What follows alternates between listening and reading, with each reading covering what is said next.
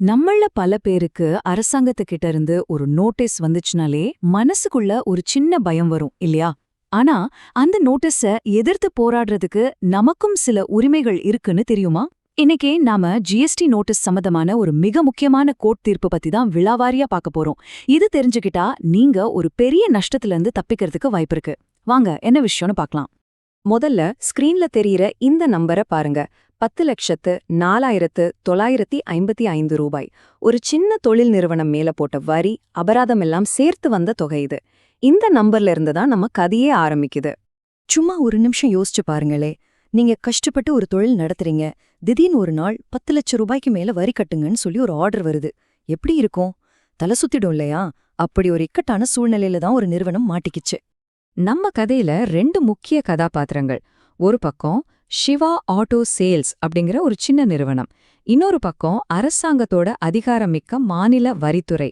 இவங்க 2 பேருக்கும் நடுவுல நடந்த ஒரு சட்ட போராட்டம் தான் இது. எல்லாம் எப்படி ஆரம்பிச்சதுன்னா, ஃபர்ஸ்ட் 2024 நவம்பர் மாசம் நீங்க எவ்வளோ வரியும் அபராதம் கட்டணும், அதுக்கு என்ன காரணம்னு சொல்லுங்கன்னு ஒரு ஷோகாஸ் நோட்டீஸ் வருது. அதுக்கப்புறம் அடுத்த வருஷம் பிப்ரவரியில ஃபைனல் ஆர்டர் வருது. ஆனா இங்கதான் ஒரு பெரிய ட்விஸ்டே இருக்கு. அந்த முதல் நோட்டீஸ்ல சொல்லவே சொல்லாத ஒரு பெரிய வட்டி தொகைய திடீர்னு இந்த ஃபைனல் ஆர்டர்ல சேர்த்திருக்காங்க. இத பார்த்த அந்த கம்பெனி ஓனருக்கு எப்படி இருந்திருக்கும்? நம்ம வடிவேலு சொல்ற மாதிரி, என்னது இது, லிஸ்ட்லே இல்லாத ஐட்டம்லாம் வருது அப்படின்னு ஒரு நிமிஷம் ஆடி போயிருப்பாரு. நோட்டீஸ்லே இல்லாத வட்டி எப்படி ஃபைனல் ஆர்டர்ல மட்டும் வரலாம்? இதுதான் அவங்க கேட்ட மிக முக்கியமான கேள்வி. இந்த கேள்வி நேரா கோர்ட்டுக்கு போச்சு. அங்க ஜிஎஸ்டி சட்டத்துல இருக்கிற 2 முக்கியமான விதிகளுக்கு நடுவுல ஒரு பெரிய மோதலே நடந்துச்சு. எது சரி எது தப்புன்னு ஒரு பெரிய விவாதமே நடந்தது. இந்த ஸ்லைட பாருங்க. இது ஒரு சட்ட போர் மாதிரி தான். ஒரு பக்கம் சிவா ஆட்டோ சேல்ஸ் நிறுவனம் தன்னை காப்பாத்திக்க பிரிவு 75(7)ங்கிற சட்டத்தை ஒரு கேடைய மாதிரி பயன்படுத்துறாங்க. இன்னொரு பக்கம் வரித்துறை அவங்க மேல வட்டி போடுறதுக்கு பிரிவு 75(9) ஒரு வாள் மாதிரி சுழற்றாங்க. ரெண்டுமே ஜிஎஸ்டி சட்டம் தான். ஆனா ரெண்டும் ஒண்ணுக்கொன்னு எதிரா நிக்குது.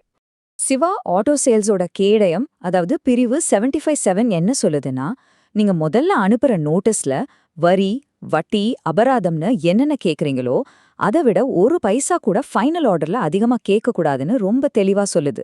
சிம்பிளா சொல்லணும்னா, ஹோட்டல்ல மெனு கார்டுல இல்லாத ஒரு ஐட்டத்துக்கு பில் போட முடியாதுங்கிற மாதிரி தான். இதுக்கு வரித்துறை அவங்க வாலை சுழற்றினாங்க.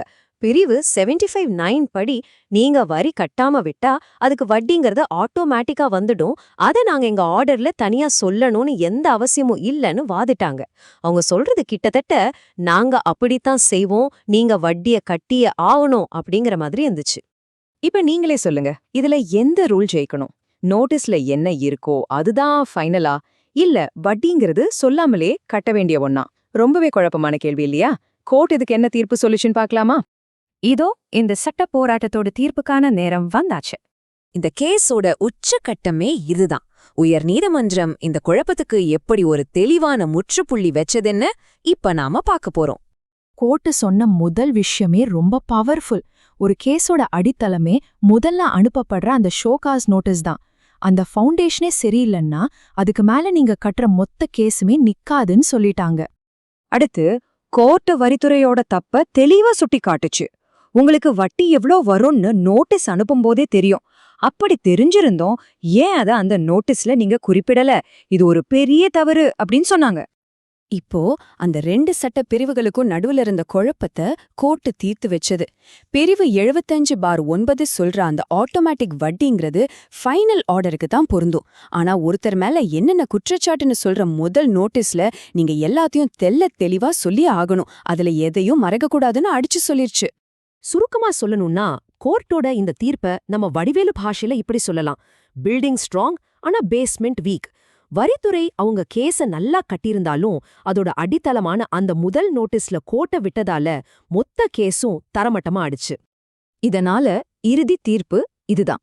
சிவா ஆட்டோ சேல்ஸ் கட்ட வேண்டிய அந்த 10 லட்சத்துக்கு சொச்சம் ரூபாய்க்கான உத்தரவை நீதிமன்றம் முழுமையா ரத்து செஞ்சது. அந்த நிறுவனத்துக்கு இது ஒரு மிகப்பெரிய வெற்றி. சரி, சிவா ஆட்டோ சேல்ஸ் ஜெயிச்சிட்டாங்க, ரொம்ப சந்தோஷம்.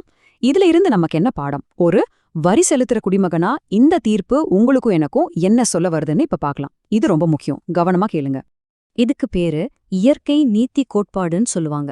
ரொம்ப சிம்பிளான விஷயம். உங்க மேல ஒரு தப்பு இருக்குன்னு சொன்னா அது என்ன தப்பு, அதுக்கு என்ன தண்டனைன்னு உங்களுக்கு முழுசா தெளிவா முன்னாடியே சொல்லணும். எதையுமே சொல்லாம மறைச்சு திடீர்னு ஒரு தண்டனையை கொடுக்கறது சட்டப்படி தப்பு. இது நம்ம எல்லாருடைய அடிப்படை உரிமை. அப்போ இனிமே உங்களை நீங்க எப்படி பாதுகாத்துக்கணும்? 3 சிம்பிளான வழிதான். 1, அரசாங்கத்துக்கிட்ட இருந்து எந்த நோட்டீஸ் வந்தாலும் அதுல இருக்கிற ஒவ்வொரு வார்த்தையும் விடாம கவனமா படிங்க. 2, முதல்ல வந்த நோட்டீஸையும் கடைசியா வர்ற ஆர்டரையும் பக்கத்துல வச்சு ஒப்பிட்டு பாருங்க. புதுசா எதையாவது சேர்த்திருக்காங்களான்னு செக் பண்ணுங்க. 3, முதல் நோட்டீஸ்ல இல்லாத எதையும் அவங்க கேட்க முடியாதுங்கிற உங்க உரிமைய எப்பவும் ஞாபகத்துல வச்சுக்கோங்க. இது தெரிஞ்சா போதும் யாரும் உங்களை சுலபமா ஏமாத்த முடியாது. கடைசியா உங்ககிட்ட ஒரே ஒரு கேள்விதான். உங்களுக்கு வர்ற நோட்டீஸ்களை நீங்க உண்மையிலே இந்த அளவுக்கு கவனமா படிக்கிறீங்களா, இல்ல அதெல்லாம் நம்ம ஆடிட்டர் பாத்து பாரு, வக்கீல் பாத்து பாருன்னு விட்டுடுறீங்களா? இனிமேலாவது கவனிங்க. இந்த ஒரு சின்ன பழக்கம் நாளைக்கு உங்களோட பல லட்ச ரூபாய காப்பாத்தலாம். கொஞ்சம் யோசிச்சு பாருங்க.